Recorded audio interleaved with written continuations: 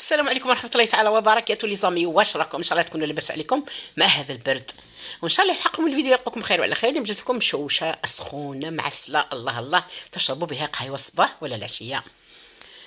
خليكم معنا وما تروحوش بعيد، نبداو في التحضير ونوريكم المقادير مع بعض.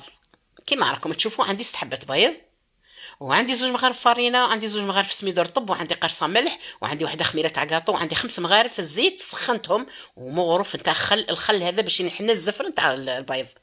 هنا نحطوا الفرينه مع السميد فاتني التصوير مش عارفه كيفاه راح، ونزيدوا عليهم 5 مغارف تاع الزيت سخون، ومن بعد نخلطوا، من بعد نزيدوا البيض، ومن بعد نزيدوا وحده خميره كما كتشوفوا، نزيدوا الخل، ونروحوا هنايا نسخنوا الطاوه تاعنا، نديروا فيها 3 مغارف تاع زيت نسخنوه مليح، ونقلبوهم كما كتشوفوا باش ندهنوها كامل مع الجناب، ونحطوها ونشعلوا الغاز كما تشوفوا، ونقصوا نخلوه كي الشمعه باش ما تتحرقناش، ونفرقوا الخليطه تاعنا كما راكم تشوفوا. نهز الطاوه شويه باش تسوانا، نسووه مليح على الاطراف كيما راكم تشوفوا على نار هاديه، بالك تكثروا تتحرقوا تحصلوها فيا.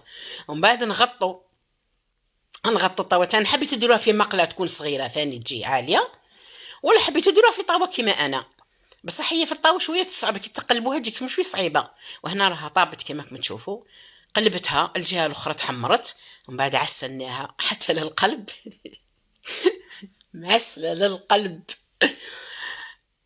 ونقدموها واش نزيدو نقطعوها، واش نزيدو نشربوا بها قهيوه. ان شاء الله شاهدكم في الجنه وتعجبكم الوصفه تاع اليوم، وصفه سهله ماهله مشوشه للنافس، للمريض لما لا، للاطفال للكبار للصغار للشوابين لكل فئه ان شاء الله يا ربي تعجبكم الوصفه تاع اليوم. والسلام عليكم ونشوفكم في فيديو واحد اخر.